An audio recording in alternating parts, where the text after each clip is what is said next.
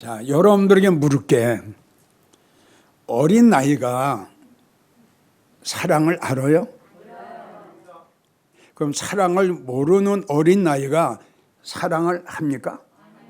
자, 그러면 사랑을 하려면 뭘 알아야 돼요? 사랑을 알아야죠. 자, 사랑을 알려면 어떻게 해야 돼요? 성장해야죠. 할렐루야. 그러니까 100년을 믿음 생활을 해도 주님을 사랑하지 못하는 성도는 어떤 성도일까요? 그렇죠. 어린 나이에요. 사랑은 입으로 하는 거예요? 마음으로 하는 거예요? 그러니까 바로 여기서 중요한 것이 뭐냐 그러면 어렸을 적에는 입으로는 그냥 무조건 엄마 사랑해, 아빠 사랑해 하죠. 그러면 그 사랑이 여기서 나온 사랑일까요? 아버지의 부모의 그 뜨거운 사랑과 은혜를 깨달은 그 고백일까요? 아니에요. 그런데 이 어린 나이가 청년이 되고 장성한 돼서 그때의 엄마 사랑해. 자, 이때의 사랑의 고백과 이때의 사랑의 고백이 같을까요? 틀립니다. 그 부모의 사랑과 그 부모의 은혜와 그 부모의 희생을 깨달았기 때문에 그때 사랑의 고백은 여기서 나오는 고백이에요. 자, 여러분들은 그동안 주님을 사랑한다고 수천만 번 이야기를 했는데 여기서 나온 사랑이냐, 정말 주님의 사랑과 은혜를 깨닫고 진정한 내 마음에서 나오는 사랑의 고백냐를 여러분들 스스로 알아야 돼요. 오늘 스바냐 3장 17절을 보세요. 만군의 여호와가 이르노라, 내가 너로 인하여 기뻐하고 내가 너로 인하여 즐거워하리로다. 어떤 성도일까요? 어떤 성도를 보시고 주님이 이렇게 기뻐하시고 이렇게 즐거워하실까요? 우리는 이런 말씀을 통해서 뭔가 자신들을 한번 바라볼 줄 아는 그러한 성도가 되어야 됩니다. 아멘이에요? 우리는 껍데기가 문제가 아니라 여기가 문제입니다. 이게 잘 익어야 돼요. 자, 그래서 왜 주님을 사랑하지 못하느냐? 지금 이야기대로 사랑을 몰랐고 사랑할 수 있는, 사랑을 깨닫는 그 나이가 안 됐어요. 그래서 우리는 영적으로 성장한 자가 되어야 된다 이겁니다. 그래서 히브리 11장 24절을 보면은 모세는 믿음으로 장성했다. 그래서 버릴 수 없는 걸 딱 버리고 거절할 수 없는 걸 딱 거절했어요. 그러니까 여러분들도 결단과 결심하려면 어렸을 적엔 안 돼요. 믿음이 자라고 여러분들이 성장하면은 내가 이렇게 살아야지. 내가 하나님과의 관계를 이젠 정립이 돼야지. 이게 사개오처럼 결심할 수 있는데 결단할 수 있는 믿음이 안 되는 거예요. 이게 믿음이 성장이 안 된 거예요. 그래서 믿음으로 모세는 장성하여 이렇게 나와요. 그리고 에베소 3장 13절 말씀도 그 믿는 것과 아는 일에 하나가 되어 온전한 사람을 이루어 그리스도의 장성한 분량이 이렇게 나옵니다. 그리스도 예수의 분량이 장성한 데까지 이르러야 너는 온전한 사람이 될 수 있다. 그러니까 어린 나이였을 적에는 부모의 사랑을 모르고 은혜를 모르고요, 사랑이라는 자체를 모릅니다. 그래서 아가서를 보면은 8장 8절을 보면 우리에게 있는 작은 누이는 아직까지 유방이 없구나. 그러니까 어린 나이다, 영적으로. 육적으로도 그렇고. 예? 자, 그가 누구한테 청혼함을 받았을 때에 우리는 어떻게 해야 되느냐? 영적 어린 나이. 영적 어린 나이는 우리는 사실 크게 나누면 이제 오실 주님은 영접 안 되죠. 근데 10절에 가서는 장성한 자가 나와요. 예. 나의 유방은 망대 같으니, 이제 성장했어요. 이제 시집갈 때가 된 거예요. 나의 유방은 망대 같으니 나는 그의 보기에 화평을 얻은 자 같다. 그러니까 사랑을 이제 주고 받을 수 있는 나이가 됐다 이겁니다. 그래서 8절의 말씀은 영적 성장하지 못한 자를 말씀했고, 10절에 가서는 시집갈 수 있는 영적 사랑할 수 있는, 사랑을 나눌 수 있는 이러한 단계가 된 거예요. 그래서 아가서 2장 10절을 보면 나의 사랑하는 자가 내게 말하여 이르기를 나의 사랑, 나의 어여쁜 자야, 일어나서 함께 가자. 하나가 된 거야. 함께가 된 거야. 이게 사랑의 완성이에요. 우리도 예수님과의 관계가, 나와의 관계가 이렇게 돼야 된다 이겁니다. 다시요, 영적으로 성장하지 아니하는 성도는 우리 예수님 오실 적에 들림 못 받습니다. 봐요, 안 돼요. 청혼함을 받았어요. 안 돼요. 갈 수가 없어요. 자, 이제 성장이 됐어요. 이제 갈 수 있어요. 사랑을 주고 사랑을 받을 수 있는 나이가 된 거예요. 자, 우리 이제 함께 살자. 얼마나 멋있는 말씀이에요. 자,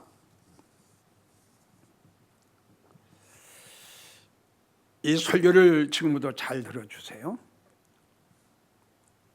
다시 한번 따라합니다, 여러분들. 주님을 사랑하면 신명기 23장 5절을 보면 너무너무 귀한 말씀이에요. 신명기 23장 5절을 보면, 우리 한번 찾았으면 다 같이 한번 봉독합시다. 네 하나님 여호와께서 너를 사랑하심으로 발람의 말을 듣지 아니하시고 저주를 변하여 복이 되게 하시리라. 아멘, 할렐루야.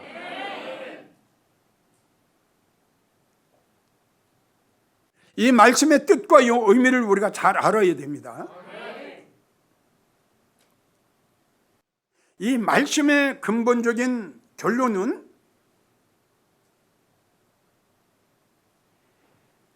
내가 사랑하는 성도는, 따라오세요. 내가 사랑하는 성도는,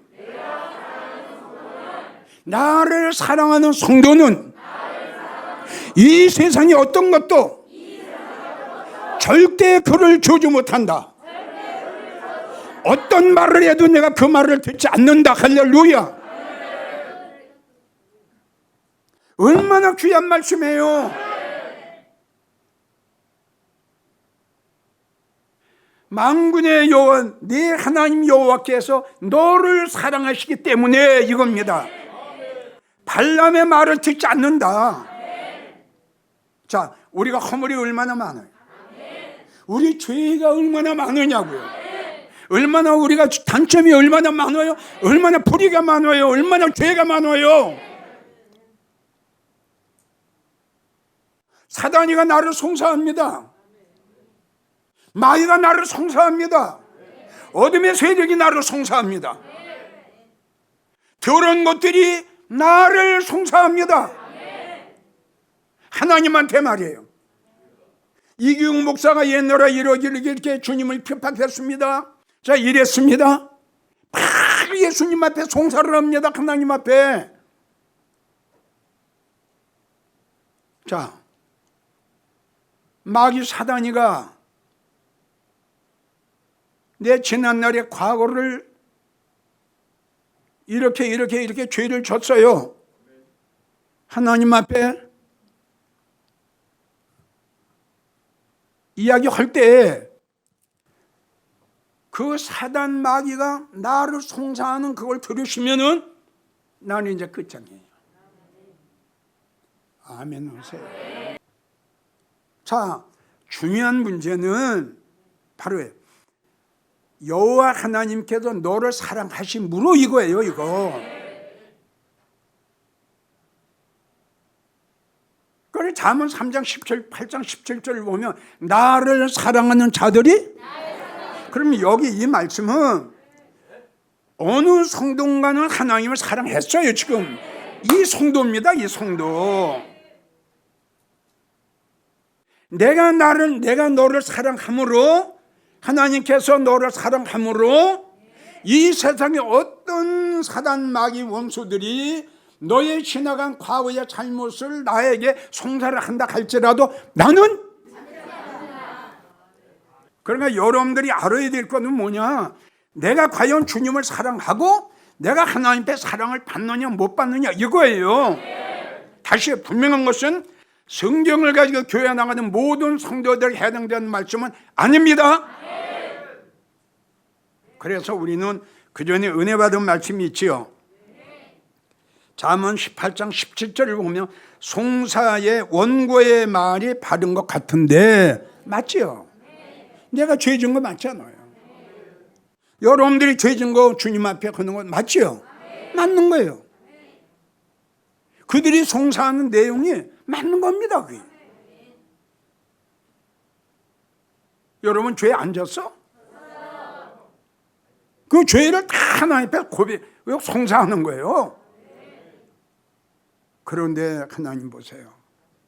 이 세상의 어떤 것이 나한테 송사를 해도 그들의 말을 내가 듣지 않는다. 그래서 다시요, 이 말씀에 해당되는 성도는 주님을 사랑했어요. 잠언 8장 17절, 이때 주님이 나를 사랑하신 거예요. 그래서 오늘 보면 너를 사랑하심으로 이렇게 나온 거 아닙니까? 그러니까 어떤 성도인가는 모르지만은 주님을 마음을 다해 극진히 사랑했더니 하나님이 말씀하시기를 내가 너를 사랑해. 그러니까 원수 마귀가 너에 대한 모든 지난날의 죄를 나한테 다 송사를 하는데 나는 그거 안 맞아. 나는 그거 안 들어. 시편 9편 1절을 보면 주께서 나의 의와 나의 송사를 변호하셨으며 보좌에 앉으사 의롭게 하나님이 심판하신다. 안 들으시는 거죠. 그래서 우리가 로마서 8장 33절을 보면 누가 능히 하나님이 택하신 자들을 송사하리요. 아멘. 크게 하세요. 의롭다 하시는 이는 바로 이 자리 이 성도들이에요. 이 성도들. 이 성도들이라니까. 의롭다 하시는 이는 나다. 누가 송사할 거냐 이거. 죄 없는 사람이 어디 있어요? 허물 없는 사람이 어디 있어요? 문제는 나의 죄를 하나님이 누가 송사할 때에 그걸 받으실 거냐 받지 않으실 거냐, 이게 중요한 문제다. 이것이 발람의 말을 듣지 않으셨다. 아니 누가 그를 송사하냐, 누가 그를 정죄하냐. 아니 의롭다 하고 죄에서 해방시키고 죄의 사슬에서 풀어주는 건 난데 누가 저를 송사하냐, 누가 저를 정죄하냐. 여러분 이런 축복이 어디 있어요? 전에도 이야기했지만 우리가 모든 문제는 죄에서 해방을 받아야 됩니다. 그리고 율법에서 해방 받아야 됩니다. 쇠사슬에서 풀려야 됩니다. 자, 다시 한번 여러분들에게 물을게요. 하나님의 말씀은 이 말씀하신 이 성도는 누구라고? 주님을 사랑하고 주님 앞에 사랑을 받은 자요. 그러니까 여기 나오잖아. 너를 사랑함으로 그랬잖아. 발람의 말을 난 안 듣는다. 발람이 너를 저주로 해도 나 안 듣는다. 도리어 그게 변해도 내가 너희가 축복을 할 거다 그래. 얼마나 어마어마한 말씀이고 축복이냐 이거지. 저주가 변해, 저주가 변해서 복이 된다는 거야. 아무나? 누가 정죄하려 죽으실 뿐 아니라 다시 살아나신 그리스도께서 그는 하나님 우편에 계신 자요. 어마어마한 분이에요. 백이 대단한 분이에요. 이 백만 가지면 돼요. 하나님 우편에 계신 자요, 우리를 위하여, 나를 위하여 간구하시는 자다 이겁니다. 누가 송사하고 누가 간구 정기합니까? 이렇게 나를 위해서 기도하셨는데. 그래서 예레미야 31장 34절도 그 죄를 기억도 안 하시고 그랬어요. 이것 때문에 그런 거예요. 이 말씀 때문에. 안 들으세요. 송사를 해도 정결을 해도 하나님은 전혀 안 들으세요. 그래서 다시 의롭다 하시는 이는 하나님 신이 누가 우리를 송사하고 정죄할 수 있겠느냐. 이 말씀이 오늘 신명기 23장 5절하고 연결되어 있는 말씀이에요. 이 구약에 벌써 예언을 해놓으신 거예요. 그래서 시편 71편 2절을 보면 주님의 의로 나를 건지시고 주님의 의로 나를 교만의 사슬에서 풀어주시고 죄의 사슬에서 풀어주시고 저주의 사슬에서 풀어주시고 주님의 의로, 우리 의가 아니에요. 잘 알고 가세요. 우리의 의가 아니에요. 이런 게 중요하다 이겁니다. 주의 의로, 나의 의가 아니라 주님의 의로 어떤 자에게 주님을 사랑하는 자, 겸손한 자, 내가 너를 건지고 내가 너를 사슬을 풀어줄 거다. 주님을 진심으로 사랑하면 이렇게 놀라운 축복을 받는다는 걸 여러분들이 들었으니 이제부터 마음을 다하고 정성을 다하고 뜻을 다하고 생명을 다해서 주님을 사랑하세요. 이제 그 다음에 뭐예요? 저주를 변하여 복이 되게. 발람의 말을 내가 안 듣는다. 너에게 저주를 할지라도 그 저주가 변해서 내가 너에게 복을 더 줄 거다. 이게 얼마나 놀라운 말씀이에요. 그래도 다시 한번 여러분들에게 꼭 알아야 할 것은 사단 마귀가 저주하는 것은 주님을 사랑하고 주님의 사랑을 받은 성도, 그 주님 앞에 축복을 받은 성도, 그러니까 축복을 받았기 때문에 사단 마귀가 시기 질투가 나는 거예요. 저주를 해요. 막 그냥. 자, 하나님께서는 복을 주셨어요. 또 복을 주실 거예요. 근데 그 하나님이 어떤 하나님인데, 아니 사단이가 저주를 한다고 하나님 그걸 받습니까? 어린 반푼어치도 없죠?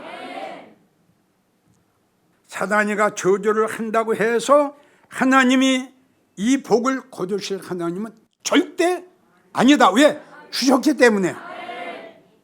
오히려 저주를 변하여 더 큰 축복을 주신다.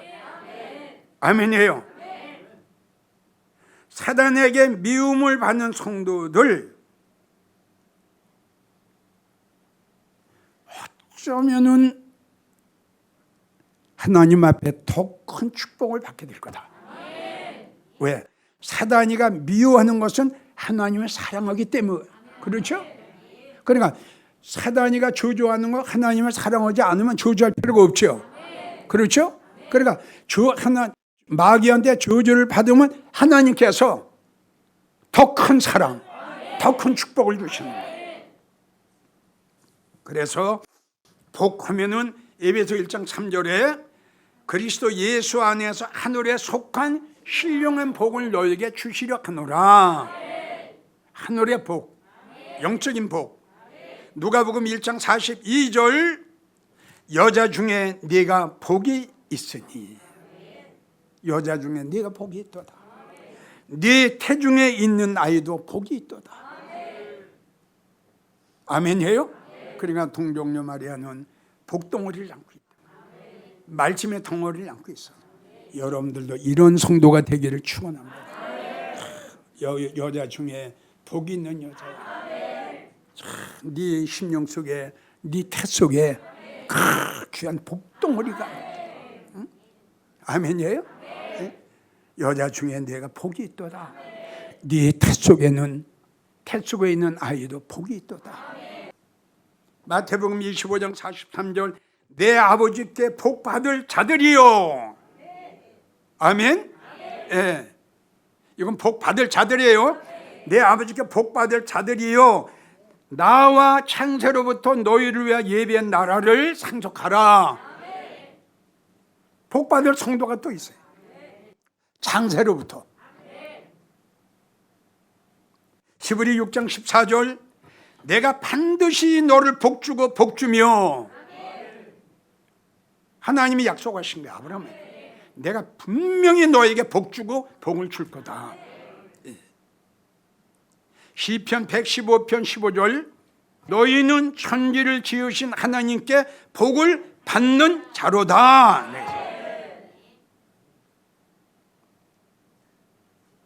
그래서 지금 제일 첫 번째 여러분들 소개한 것이 땅의 복이 아니라 하늘의 복, 신령한 복, 말씀의 복이다 이겁니다.